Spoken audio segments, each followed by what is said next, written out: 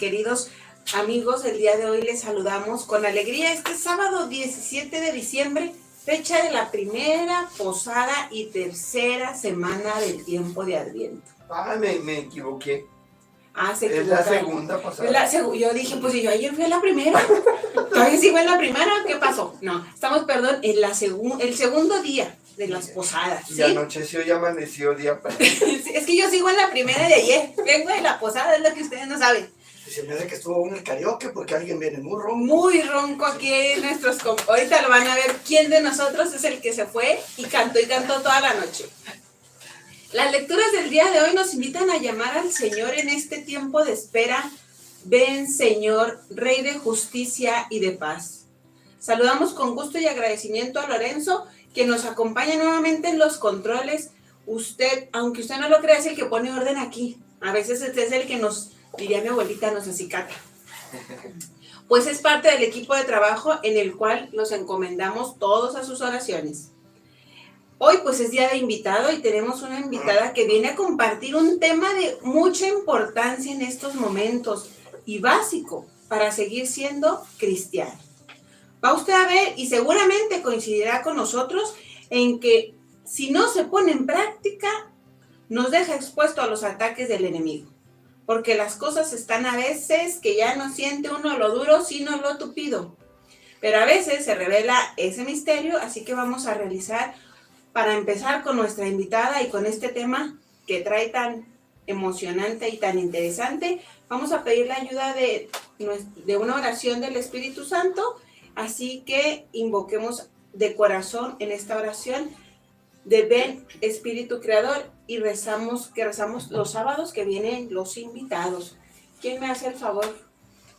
Ven, Espíritu Creador, visita las almas de tus fieles y llena con tu divina gracia los corazones que tú creaste. Tú, a quien llamamos Paráclito, don de Dios Altísimo, fuente viva, fuego, caridad y espiritual unción. Tú derramas sobre nosotros los 7 dones. Tú, dedo de la diestra del Padre. Tú, fiel promesa del Padre que inspiras nuestras palabras. Ilumina nuestros sentidos. Infunde tu amor en nuestros corazones y con tu perpetuo auxilio fortalece la debilidad de nuestro cuerpo. Aleja de nosotros al enemigo y danos pronto la paz. Sé tú nuestro guía para que evitemos todo mal. Por ti conozcamos al Padre y también al Hijo, y creamos en ti su Espíritu en todo tiempo. Gloria a Dios Padre, y al Hijo que resucitó de entre los muertos, y al Espíritu Consolador. Amén. Amén. Muchas gracias, Jorge. Y bueno, para ir calentando motores, les platico, mis queridos hermanos, que nuestra invitada de hoy es Lourdes Carreón, a quien tenemos el gusto de tenerla este día, platicándonos de un tema que aparentemente puede resultar fácil para contestar, pero que en realidad no es tan fácil. Y el tema está así como de película de suspenso. De película, sí. El tema es, ¿quién mató a Jesús? Y luego le pusiste como subtítulo, el proceso de Jesús. Entonces, por eso me refería yo a que está medio de suspenso, ¿no? Entonces, ¿quién lo mató? Pues, ¿fue Pilatos o el Sanedrín, Caifás, Judas? ¿Cómo? ¿Todos o ninguno? ¿O Pedro? ¿Cómo estuvo ahí la cosa? Pues, como dice Cantinflas, ahí está el detalle. Antes de empezar, mis queridos hermanos, a meternos en más profundidades y a rasgarnos las vestiduras, vamos dándole pues primero la bienvenida a Lourdes, dejar en sus manos las respuestas a estas interrogantes. Así que para iniciar la exposición, Katy, pues adelante, te cedo la palabra.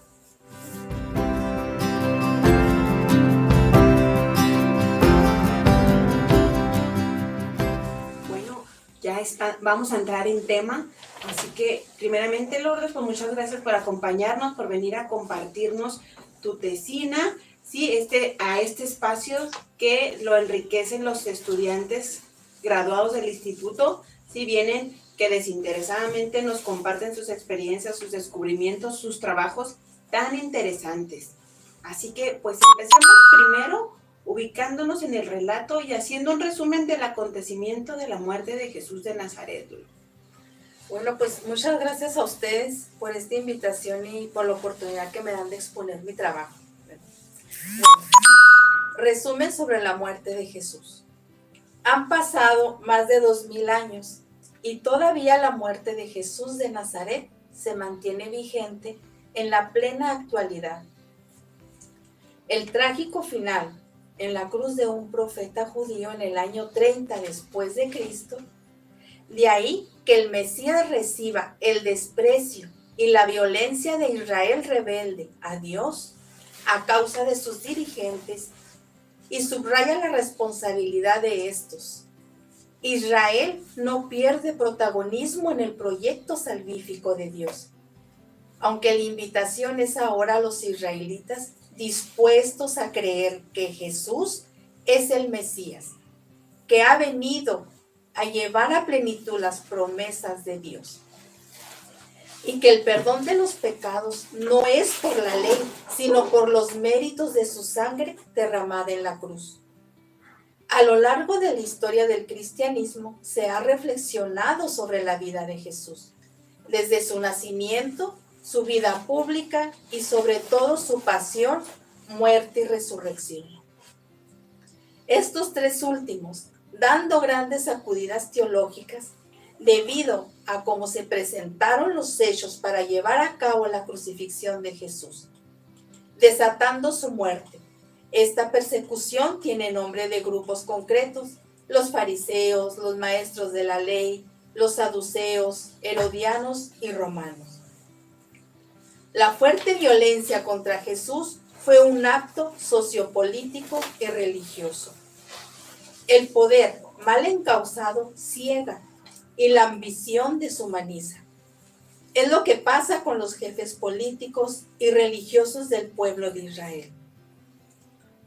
Ellos ven en Jesús de Nazaret un peligro para sus intereses y deciden quitarle la vida para que no estorbe más, a pesar del hecho de que Jesús dio su vida voluntariamente para sufrir la muerte por golpiza, flagelación y crucifixión. Los hombres, quienes estuvieron involucrados, tuvieron su parte en matarlo.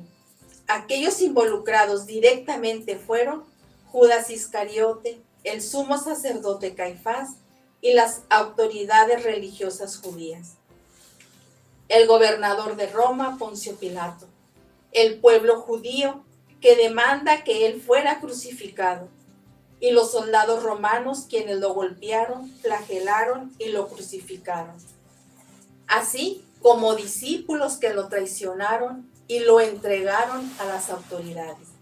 Judas Iscariote, vendido a Jesús, mas Jesús desde un principio sabía que sería traicionado por uno de sus discípulos y sería vendido a las autoridades judías y romanas por el precio de 30 monedas. Pedro fue el apóstol más destacado de Jesucristo y primer jefe de la iglesia. En el contexto de la entrega de Jesús fueron las negaciones de Pedro, que fueron 3. En Mateo 26, 30, 35. Caifás, sumo sacerdote y las autoridades religiosas judías. Después del milagro de resucitar a Lázaro, se reunieron en un consejo y dijeron: ¿qué haremos? Porque este hombre hace muchos milagros.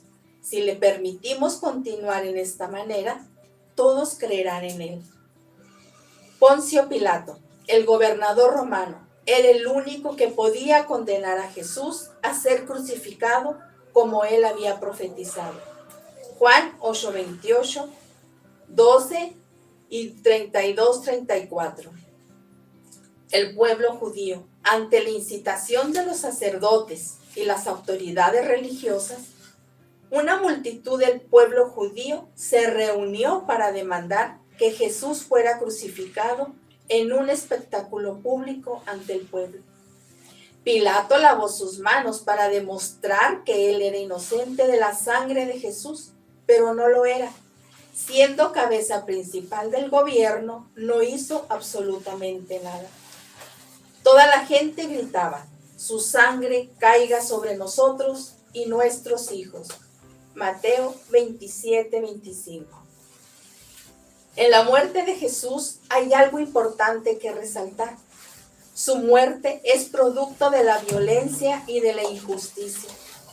A Jesús lo matan a pesar de que Él entregó su vida para nuestra salvación. Primero lo condenan injustamente, porque está agitando al pueblo, y luego porque se hace pasar por hijo de Dios. Esto es una blasfemia para el pueblo judío, y los fariseos no ven en él más que un carpintero revoltoso. Anda, pues yo creo que Luis tenía razón ahorita en cuando preguntaba, ¿no? A lo mejor ya le había leído el trabajo o le salió de chiripada, diría Jorge. Faltaba solo mencionar a Pedro. Pero finalmente, pues ahí nos platica Lourdes. ¿Fueron todos o ninguno? ¿Quién mató a Jesús? La pregunta es muy interesante y se presta a mucha plática e investigación. Después de este contexto en el que ya nos platicaste el evento, a veces no acabamos de asimilar.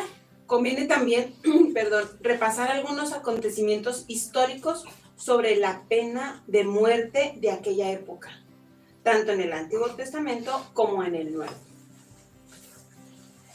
En el Antiguo Testamento no se castigó con la muerte cuando Caín mató a Abel. El Señor lo maldijo y desterró, pero no lo castigó con la muerte. Luego de que Noé saliera del arca, el Señor lo bendijo y le dijo: quien vertiere sangre de hombre por otro hombre, será su sangre vertida, porque a imagen de Dios hizo al hombre. Génesis 9:6. Posteriormente, cuando el Señor le entregó a Moisés los 10 mandamientos y las ordenanzas que le acompañaban, el mandamiento contra el matar no tiene un sentido absoluto. Dice: el que hiera mortalmente a otro morirá, pero el que se atreva a matar a su prójimo con alevosía, hasta de mi altar le arrancarás para matarle. El que hiera a un hombre y le cause muerte, será condenado a muerte. El que golpea a su padre o a su madre, será condenado a muerte. El que secuestre a un hombre, lo haya vendido o se encuentre en su poder, será condenado a muerte. El que maldiga a su padre o a su madre, morirá. Éxodo 21:12-17. El Antiguo Testamento da a conocer ciertos ejemplos que incluso en casos capitales, el Señor hacía un llamado a la moderación y a la misericordia. Tal como el Señor le dijo a Ezequiel: por mi vida, oráculo del Señor Yahvé, que yo no conozco en la muerte del malvado. Yo no me complazco en la muerte del malvado, sino en que el malvado cambie de conducta y viva. Conviértanse de su mala conducta, porque vas a morir, casa de Israel. Ezequiel 13:11. En el Nuevo Testamento, Jesús pide a sus discípulos a ser misericordiosos. En el Sermón de la Montaña, Jesús estableció y explicó la nueva alianza. Habéis oído que se dijo a los antepasados: no matarás, y aquel que mate será reo ante el tribunal. Pues yo les digo, todo aquel que se encolerice contra su hermano será reo ante el tribunal. Mateo 5:21-22. La parábola del trigo y la cizaña, Mateo 13:24-30, argumenta contra la pena de muerte. En esta parábola, el trigo y la cizaña representan los justos y los malhechores. Se permiten que ambos coexistan hasta el final del tiempo, y solo entonces los malhechores serán castigados. Con esta parábola y el Sermón de la Montaña, los opositores de la pena de muerte tratan de demostrar que solo Dios y no los seres humanos tienen la prerrogativa de castigar a quienes cometen ofensas graves. pero como que nos tardamos mucho en descubrir eso, ¿no? No entendemos. En entenderlo, fíjate, cómo en aquella época, pues era lo que se usaba, era bien visto, estaba en las leyes matar Pues a sí. una persona. Pues se cumplían las leyes, ¿no? Esa parte Sí. de... Pues es que también en aquella época eran medio salvajitos, ¿no? O sea, nos gustaban las revanchas, las venganzas, los cocolazos a diestra y siniestra, y por cualquier cosa. O sea, como que éramos medio cerillitos. Y luego, fíjate, ellos como pueblo elegido, pues tenían que ser duros con las penas para no desviarse del camino, ¿no? Para subsistir como pueblo, que no estaba tan organizado como ahora nosotros. Perdón. Me di mal, pero bueno, está bien. pero fue así es. Fíjate, hubo épocas en que aún a pesar de esos castigos, el pueblo se relajó tanto que estuvieron a punto de perderlo todo, ¿no? Como fue el caso del destierro. Pero lógico es entonces que cargaran la mano a los que infringían la ley. Pues Nada más que lo que dice Lourdes, ¿verdad? Lo hacían por su propia mano y como que eso no te toca. eso, ya es que se hacen jueces, se hacían juez de cumplir ellos por cumplir lo que estaba en las ordenanzas de Dios o la ley. Ahora sí que agarraban su justicia muy fea. Tenemos que Muy entender salvajita, que el Antiguo Testamento, la época en que se vivía, ¿no? Hace unos días platicaba yo con una persona sobre este tema y me decía, es que no, es que, ¿cómo es posible que tal personaje, bueno, refiriéndose a Jacob, ¿no? ¿Cómo tuvo tanto hijo, pero pues tenían chorro de mujeres? ¿Cómo es posible? Es que así se Eso usaba, era lo legal. Es que acuérdate que para ellos la descendencia era importantísima, entonces entre más se descendieran, pues era más bendiciones, mucho mejor bien visto, o sea, más visto, mejor visto, perdón. Así que pues eso era. Sí, entonces tenemos que ver que también en tiempo de Jesús, pues vino a hacer una revolución sobre este tema, ¿no? Sí, Este hay porque- muchos. Ajá, bueno, pero ahorita estamos en este.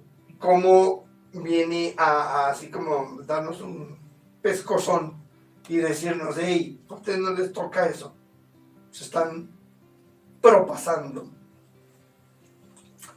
Pero bueno, muy interesante hasta aquí, hasta donde vamos. Vamos a seguir en este desarrollo y hablemos ahora del suceso histórico de Jesús.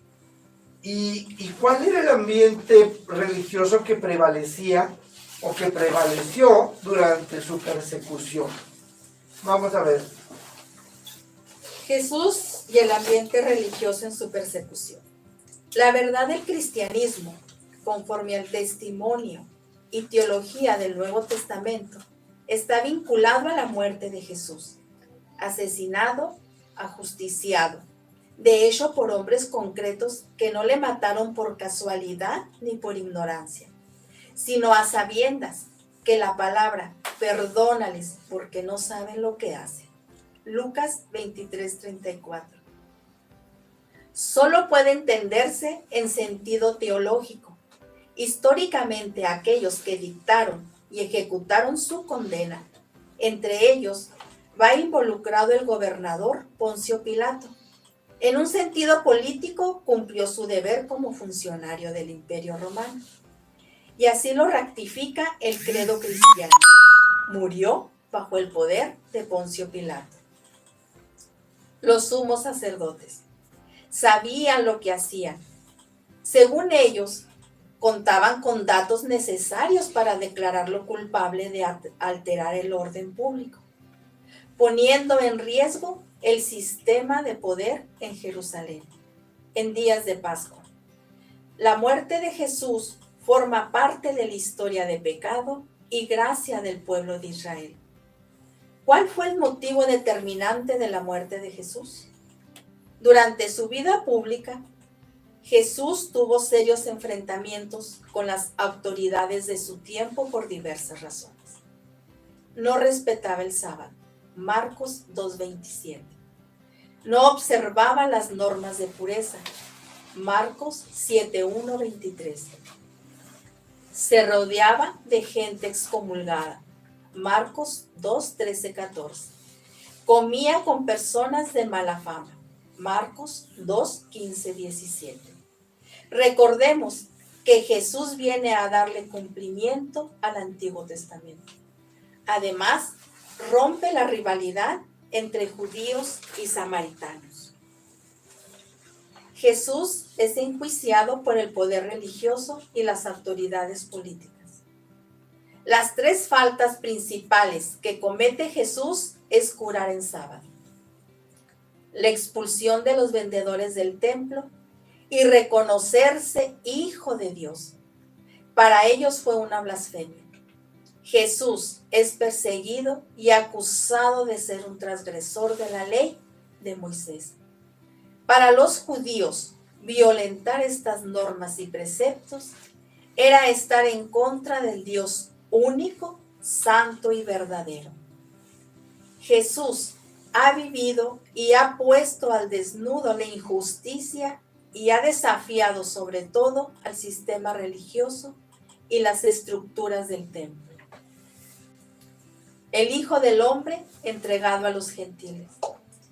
Por la mañana, muy temprano, todos los miembros del Sanedrín, incluyendo a los sacerdotes, ancianos y escribas, decidieron llevar a Jesús ante Pilato y pedir la sentencia de muerte.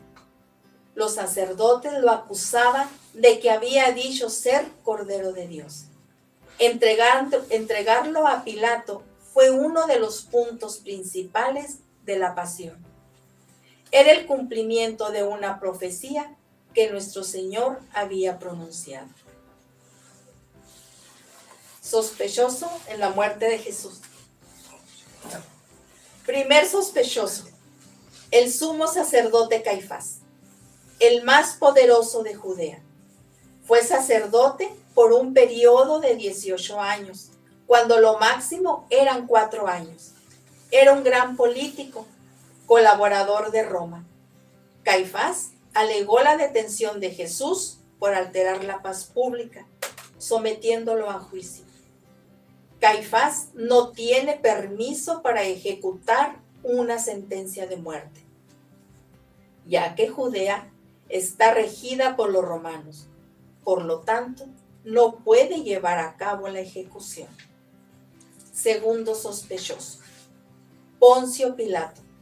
Su principal función era asegurar el mantenimiento de la ley y el orden en Judea.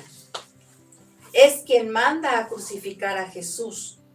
Pilato era calculador, cruel y brutal, antipático ante los judíos. Tercer sospechoso, el mismo Jesús. Desde la época de Moisés se hablaba de un nuevo Mesías, el cual entraría montado en un asno. Lo mismo que pasó con Jesús al hacer su entrada a Jerusalén. Una profecía hecha por el profeta Zacarías. Este acto resulta provocativo. Jesús entregó su vida por amor a nosotros, pero la vida se la arrebataron otros. Cuarto sospechoso, Dios mismo, que fue el protagónico de la muerte de su propio Hijo. Lo que me hace pensar en mi descabellada idea que la muerte de Jesús es diseñada, permitida y ordenada por Dios mismo, que se convierte también en culpable de su muerte. Ciertamente lo anterior queda fuera de contexto. Oye, pues esto ya me siento así como en esas películas donde todos están en una casa encerrados y no sabes quién es el asesino, ¿verdad? Y entre ellos sospechan todos. La verdad es que se pone fascinante la palabra. Me llamó mucho la atención el último sospechoso que planteas. Porque me ha tocado, nos habrá tocado platicar, conversar con algunas gentes que utilizan este argumento para deslindar de cualquier responsabilidad a algún hombre. Y entonces siempre estamos buscando echar la culpa a Dios de todo, ¿no? Sin embargo, pues no hay que olvidar una cosa, que Dios siempre sabe lo que va a suceder. Y esa es una cosa, pero otra muy distinta es que sea Él quien lo provoca. Él permite, es otra cosa. No necesariamente lo provoca. Y nos confundimos muy seguido. Muy seguido. Y le buscamos y le damos vuelta y queremos encontrarle la culpa a Dios. La verdad es que hay que recordar que Dios nos ha dado la libertad como parte de esa imagen que Él nos dio desde un principio. Nuestra imagen y semejanza de Dios es ser capaces de amar y ser libres. Pero pues muchas veces pasan por nuestra cabeza así como que ideas medio descabelladas, ¿no? Como dijiste. Y eso es bueno, pero ahí lo dejamos. Ya veremos ahí un poco más de razonamiento. Pero hay más. Vamos a platicar ahora sobre algunas, y me llamó la atención también eso de que el Caifás tenía más años, había reelecciones también, entonces, pero no queremos entrar en esos temas. No, como bisabuelito de Fidel Velázquez. Cualquier parecido con la realidad. Algunas realidades, pero bueno. Vamos a platicar pues ahora sobre irregularidades jurídicas durante el famoso juicio de Jesús. Platícanos. En este proceso tuvo 2 sesiones. Primera irregularidad. La ley judía prohibía proceder de noche bajo pena de nulidad, dejando explicitado que un caso de suma importancia podía tratarse de día, pero debía suspenderse durante la noche. Misná, capítulo 4, número 5. Se hizo caso omiso a este precepto. Juan 13:30. Era de noche, la corte y los ministros de los pontífices le llevaron provisto de espada y palos. Segunda irregularidad. La visita a Caifás, los testigos falsos y la sentencia del Sanedrín. Jesús fue presentado en la casa de Caifás. Por la prontitud de los acontecimientos, no estaban los 71 miembros reunidos. Bastaban con los 23 para tomar una resolución. Marcos 14, 55, 57. Habían presentado muchos testigos falsos. O sea, hace que aquí se está, puesto puro chisme, ahora sí que la política sigue siendo la misma. Creo que no ha cambiado mucho, ¿verdad? Fíjate que me llama la atención eso porque seguimos así que de repente te salen con una ley de la noche a la mañana que nadie supo a qué horas ni cómo estuvo. Pero, ¿quién la aprobó? Pero ya es ley. Ya es ley. Ya. Esa parte, digo, así que la política siempre nos encanta hacer todo por debajo del agua, en lo oscurito, mientras no haya pájaros en el alambre que me puedan cuestionar. Esa parte de que nos cuestionen como que no nos gusta, ¿verdad? De, a ver, ¿por qué esto? Mejor lo hacemos entre 2, 3 y que se haga la ley o que se tenga que culpar a quien nos convenga. Se sigue, ahora sí que manejando, pues, todo esto a su antojo. Vamos con tantas triquiñuelas. Ay, cómo esta palabra está medio difícil que me pusieron aquí. Triquiñuelas, que hemos acuñado durante tanto tiempo. Así que esto de la corrupción no es algo nuevo por si creíamos. Pero pues vamos a seguir viendo estas otras puntos importantes. Lulu, si quieres. Tercera irregularidad. Caifás interroga a Jesús. Caifás vuelve a preguntar sobre su propio testimonio mesiánico. ¿Eres tú el Mesías, el Hijo de Dios bendito? Marcos 14, 61. Yo soy, y veráis al Hijo del Hombre sentado a la diestra del Padre, venir sobre las nubes. Marcos 14, 62. Cualquiera que fuera la respuesta de Cristo, la condena estaba escrita. Cuarta irregularidad. Se obligó a Cristo a declarar contra sí mismo. La Misná decía, tenemos por fundamento que ninguno puede perjudicarse a sí mismo. Cristo confiesa ser el Mesías. Ha cometido el delito de blasfemia. Caifás rasga sus vestiduras. Entonces vinieron los maltratos y los escupitajos. Marcos 16:65. De que lo que me llama la atención, es que estaban tan aferrados a condenarlo, que brincándose las trancas sabían perfectamente lo que estaban haciendo.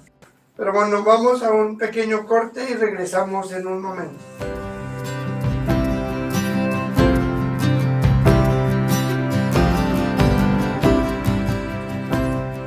Bien, mis queridos hermanos, pues regresamos a este su programa Palabra y Vida.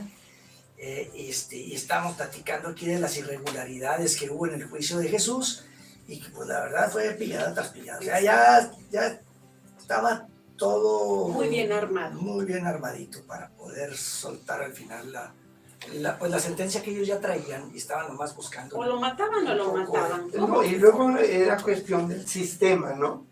O sea, el famoso sistema judicial, todos los sistemas que hemos atravesado desde entonces, y cuántos procesados resultan inocentes después de que ya, después de 20 años, disculpe usted.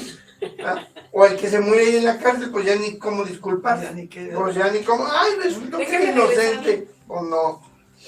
Cuántos desaparecidos, cuántos fusilados, desterrados. Híjole, nomás porque están estorbando a ciertos intereses y hacen sus cochinados. Pilladas. Sí, a mí me gustó eso que dijiste. A mí se me dice que algunos de este tiempo se documentaron aquí para hacer triquiñuelas. Esa palabrita, triquiñuelas, eso sí están muy bien documentados. Bueno, pues esto está que te mordiera. Sí, hombre. Bueno, entonces, ¿qué les parece si retomamos ahí donde nos quedamos antes del corte? Estamos pues viendo esas irregularidades en ese proceso por el cual pasa Jesús, ¿no? Entonces, se vieron 4. Vamos a ver otras. ¿Cuántas otras cree que haya? Nomás 6. O sea, no más. Otras 6. O sea, las 4 que ya vimos, platícanos de las otras 6, porque la verdad ya estoy picado aquí. Quinta irregularidad. El momento que se dicta sentencia fue dada el mismo día en que comenzó el proceso, violando así la ley que decía: todo juicio criminal puede terminarse el mismo día en que ha comenzado, si el resultado de los debates es la absolución del acusado. Pero si se pronuncia una pena capital, debiera concluir al día siguiente. En la Misná, capítulo 4, número 1. Cristo fue sentenciado inmediatamente. Sexta irregularidad. No hubo deliberación. Los jueces, por la sola aserción de Caifás, dieron precipitadamente una sentencia de muerte. Séptima irregularidad. Los 2 escribas no recogieron los votos. Cada uno de los extremos del Sanedrín se coloca un secretario encargado de recoger los votos. Uno recoge los absolutorios y el otro los condenatorios. El Evangelio dice: todos exclamaron: es reo de muerte. Esto agrava la irregularidad de la sesión. Era la noche de Pascua y no se podían juntar. Octava irregularidad. Cristo fue condenado por voto en masa, cosa contraria a la ley. Novena irregularidad. Había obligación de pesar atentamente la respuesta del acusado, cosa que no se hizo. Es decir, cada miembro del jurado debió sopesar: ¿es o no es Hijo de Dios este que habla? Décima irregularidad. La sentencia de Jesús fue pronunciada en local prohibido, ya que las sentencias eran dictadas en la sala de las piedras cortadas, lugar fijado para los juicios bajo pena de nulidad. Por lo tanto, Toda sentencia pronunciada fuera de esta sala era nula. Válgame Dios. Bueno, pues ante este panorama que nos presenta, no podemos quedar más que asqueados de tanta porquería y de tantas malandranadas que hicieron estos personajes. Atropellaron la justicia, la rectitud, la dignidad tanto como de ellos como dignatarios como de Jesús. Yo creo que por eso dicen que en la guerra y en el amor todo se vale. Pero eso se exageraron, la verdad, ¿no? Bueno, se me hace que lo que inventaron bastante en ese tiempo, pues se lo acomodaron muy bien. Lo que me queda reflexionar es cuántas veces llegó al límite de mi frustración porque me hicieron mal un cambio o me cancelaron un vuelo o la noticia que estaba esperando no llegó y ahora me parece que no hago nada más que el ridículo si comparo mis boberías con todo este proceso. Uno se la pasa quejándose y hay gente que la pasa peor que uno. Ni modo que digan que no me quedaba de otra, porque si pudiera haber evitado todo esto, digo, de poder, pues sí se podía, pero bueno. Aquí se me vino ahorita a la mente, perdón, cómo estos personajes como que se les endureció el corazón como al faraón cuando le endureció Dios el corazón para que Moisés y todo lo que ya Dios quería que pasara o que tenía que pasar, se me figura que a estos personajes, o sea, los ensimismó con la condena de Jesús, que dijo, les voy a poner y les voy a dar hasta la inteligencia para que puedan armar todo muy bonito. Pero bueno, ya ni qué hacer, porque eso ya pasó hace bastante tiempo. Vamos a dejar el tema ahí y vamos a repasar que Jesús tuvo 2 juicios, uno religioso y otro civil, con tendencia político. ¿Eso es correcto, Lulu? Así es. Primer juicio de Jesús con el Sanedrín, un proceso religioso. 23 años antes de este proceso de Jesús, el Sanedrín había perdido el derecho de condenar a muerte. Judea había sido reducida a provincia romana. Los procuradores que gobernaban en nombre del emperador Augusto habían quitado al Sanedrín el derecho soberano de vida y de muerte para ejercerlo ellos mismos. Esto fue en el año 6 a.C. El Sanedrín conservaba el poder de excomulgar. Juan 9:22. Encarcelar. Hechos 15, 17, 18. De flagelar. Hechos 16, 22. Nuestro Señor tenía 2 naturalezas, la divina y la humana. Ambas estaban sometidas a proceso y acusados de delitos totalmente diferentes. Así se cumplía la profecía de Simeón de que Jesús había de ser señal de contradicción. Los jueces religiosos, Anás y Caifás, lo encontraban culpable de ser demasiado divino. Los jueces Pilatos y Herodes lo encontraban culpable de ser demasiado humano. El proceso religioso se originó al declararse con sublime convicción y dignidad majestuosa que efectivamente él era el Mesías, el Hijo de Dios bendito. Marcos 14:61. Así, la condena de Jesús es por su propia declaración de identidad. Esta aseveración implicaba una afirmación para su condena. El sumo sacerdote ha dicho: ustedes lo acaban de oír con sus palabras blasfemas. Marcos 14:63. El juicio se sustenta en las mismas palabras de Jesús. El segundo proceso de Jesús ante Pilato, un proceso político. En el juicio político, Jesús ha sido interrogado y en el interrogatorio aparece la siguiente pregunta: ¿eres tú el rey de los judíos? Juan 18:33. Es la pregunta realizada por Pilato a Jesús en el momento del juicio político. La respuesta de Jesús es distinta a la anterior. En aquella había dicho, lo soy. En esta responde, ¿dices esa por tu cuenta o es que otros te la han dicho de mí? Lo que implica que Jesús afirma su reinado tanto en el juicio religioso como en el juicio político. Pilato ve en Jesús a un hombre inofensivo, porque después de su respuesta guarda silencio. Y es entonces cuando piensa dejarlo en libertad. Pero hay dos elementos que impiden esa libertad. La debilidad de Pilato por miedo a quedar sin su puesto y la presión de la gente que confirmaba el temor de Pilato a una revuelta o levantamiento y decide condenar a Jesús a la muerte de cruz.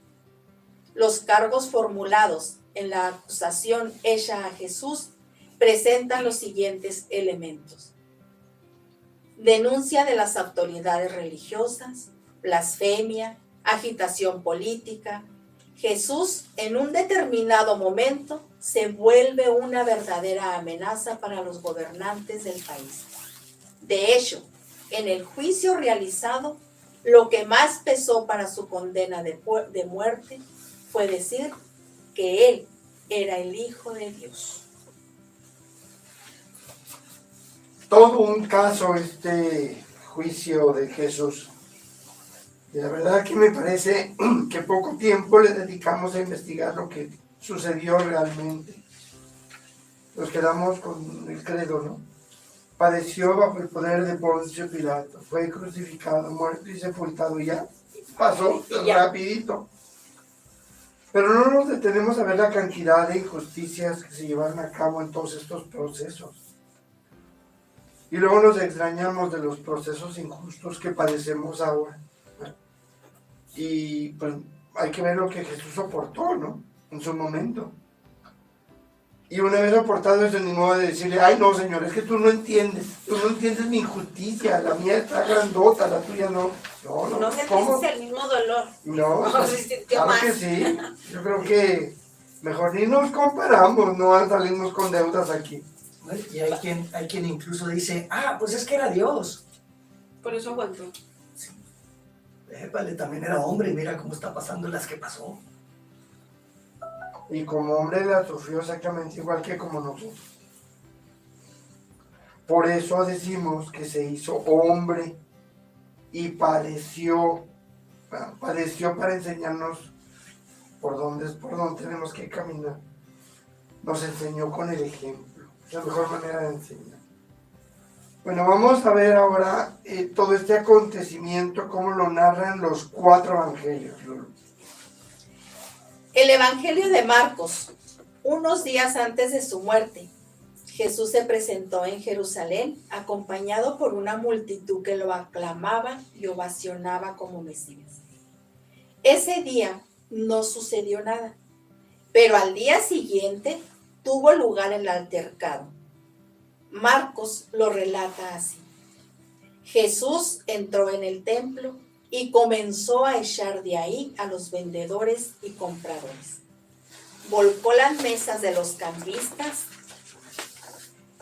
y de los puestos de palomas, y no permitía que nadie pasara por el templo llevando cosas. Se puso a enseñar diciendo, la Escritura dice, mi casa será llamada casa de oración para todas las naciones, pero ustedes la han convertido en una cueva de ladrones. Cuando los sumos sacerdotes y los escribas se enteraron de lo ocurrido, se propusieron darle muerte, porque tenían miedo al impacto que sus enseñanzas producían en la gente. Marcos 11, 15, 18. El Evangelio de Mateo. Mateo es diferente. Mateo 21, 12, 17. Él escribe para los lectores de origen judío, que esperan la llegada de un futuro Mesías. Ante todo, dice que Jesús expulsó a los vendedores del templo el mismo día que entró en Jerusalén. y no al día siguiente, como dice Marcos. Se trata de un detalle muy importante, porque el día en que él entró a Jerusalén es el día en que la ciudad entera lo había proclamado como rey y Mesías. De este modo, Mateo quiere decir que el Jesús que acaba de ingresar en el templo es el Mesías que ellos esperaban. El Evangelio de Lucas es el más breve de todos. Apenas tiene 2 versículos y no cuenta casi nada. Lucas 19, 45, 46. Solo dice que Jesús echó fuera a los vendedores. No hay mesas volcadas, ni puesto de palomas derribados, ni gente bloqueada para que no pase. Para Lucas, simplemente purificó el templo para convertirlo en un lugar que adoptara sus enseñanzas. Lucas 19:47. A partir de ese momento aparecerá Jesús permanentemente en el templo. El Evangelio de Juan. San Juan da una explicación totalmente diferente. Lo que provocó la muerte de Jesús fue el haber resucitado a Lázaro. Juan 11, 45, 54. La resurrección de Lázaro es el último milagro que Jesús realiza en los 4 evangelios y es el más impresionante de todos. San Juan presenta a Jesús con el poder sorprendente de dar la vida a los muertos. Él es la resurrección en persona que ha venido a visitarnos. Juan 11, 25, 26. Mis queridos hermanos, no debemos de olvidar que todos estos datos que nos da la Biblia para nuestra salvación, a veces también nos pide que tomemos el lugar de cada uno de estos personajes, porque cuando estoy viéndolo así como ahorita, me siento como que estoy como el camarógrafo tomando la escena y todo es ellos y aquellos. Como que estás del otro lado del vidrio del cuarto de los interrogatorios. Ellos son los culpables. Allá, estoy así como en un acuario y estoy viendo los tiburones de aquel lado. Y yo aquí estoy buenito, muy a gusto. Hay que ponernos en el lugar de esos personajes. ¿Cuándo me toca estar como Caifás? ¿Cuándo como Pilatos? ¿Cuándo el pueblo mismo? ¿Cuándo esos vendedores? Entonces, debemos de tener cuidado con esto para poder profundizar un poco. A veces nos quedamos solo con Jesús en la cruz. Quizás quien reza el Vía Crucis está consciente desde que es condenado hasta la sepultura, pero la verdad es que este trabajo que nos comparte Lourdes nos abre la mente, el panorama, realmente le das un zoom a todo lo que está sucediendo ahí, con unos ángulos muy interesantes. Podemos ver entonces la pasión completa ya desde Getsemaní, pero con ese punto de vista de juicio religioso y juicio político, o juicio civil, se le puede llamar, ¿no? Yo me acordé cuando nos casamos, es un matrimonio religioso y un matrimonio civil, ¿verdad? Las que quiera juicio. El matrimonio es vida. Y aquí al juicio le fue al pobre Jesús como en feria. Pasó una noche espantosa. En esa noche de Getsemaní, los 2 últimos días para él fueron un atropello tras otro. Sufrió y el hombre siguió con la frente en alto, con una dignidad extraordinaria. Pero no le sigo, Lulu, ¿cuál es la conclusión de todo esto? Ayúdame, danos la conclusión de tu trabajo, porque esto está buenísimo. Conclusión. A Jesús lo han matado por ser un libertador, por pedir justicia por los más marginados, por pelear los derechos de que no tienen voz ni voto. Habló y enfrentó a un sistema religioso y político inhumanizado. La realidad es que a Jesús lo matamos todos. Unos cargan en sus hombros más culpa que otros, pero nadie ha frenado las injusticias que a diario vivimos. Los seres humanos del pasado, presente y futuro somos culpables de matar a Jesús, principalmente por desobediencia al Padre. Hacemos caso omiso a los mandamientos de Dios. Nuestra conciencia juega en contra de nuestras acciones. Manipulamos el bien y el mal a nuestra conveniencia. Qué conclusión tan, ahora sí que, dice Jorge, con los cocolazos a todo lo que da. Ahorita que decía Lulú que era una amenaza a Jesús para los gobernantes, pues desde niño siempre los gobernantes quisieron, si recordemos, o sea, el querer matarlo porque ya sentían una amenaza, ya decían, ese es el rey y me va a quitar, y siempre fue, ahora sí que perseguido hasta que lo mataron. Bueno, pues muchas gracias, Lulu, por compartirnos este ilustrativo trabajo que la verdad nos lleva a valorar el sacrificio del Hijo de Dios por la humanidad, por una parte, y por otra, hacernos conscientes de la parte que nos toca en este sacrificio.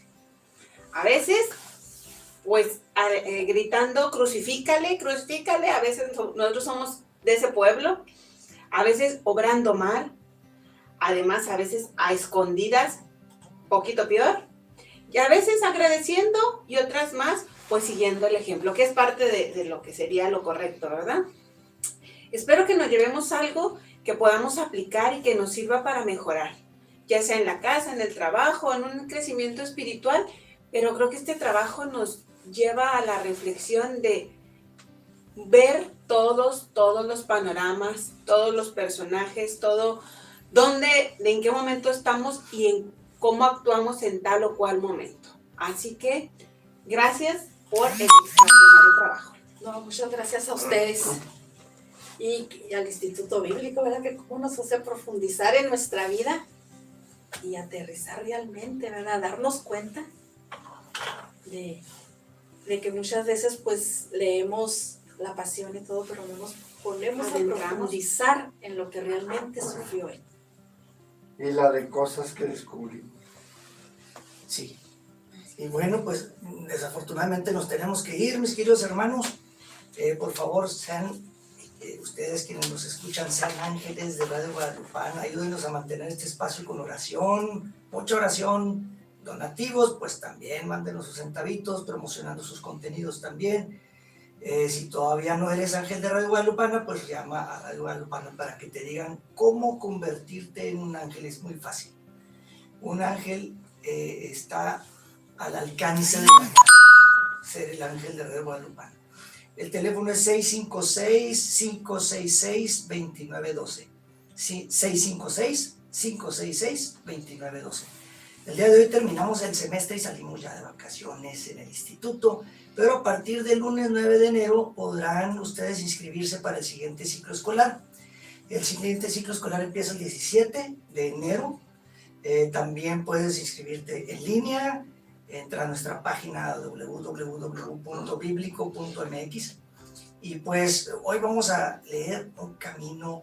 ¿Quién se le echa? Jorge, A mí me tocó ahora. Muy bien. Bueno, vamos a compartirles el camino 436. Porque Él es bueno, porque es tu amigo, que dio la vida por ti, porque todo lo bueno que tienes es suyo. ¿Por qué le has ofendido tanto? ¿Por qué te ha perdonado? Él a ti. Llora, hijo mío, de amor, de dolor. Dolor de amor, perdón. Fíjate que... Así que, santo. Bien cae con este tema que estamos viendo, ¿no? Así que cierra así con broche de oro. Bueno, pues vámonos a llorar, pues. Al confesionario. Bueno, ¿a dónde agarrar nuestro lugar que nos toca, reflexionar en dónde andamos y regresarnos a seguir el ejemplo de Jesús? Oramos. Así es. Bueno, pues nos despedimos con alegría y les deseamos que la paz y el amor del Señor les acompañen siempre. Estuvimos con ustedes Katy, Lourdes, Luis y Jorge, aunque ustedes no lo crean. ¿ya se fijaron quién es el que cantó mucho ayer? En una emisión más de Palabra y Vida.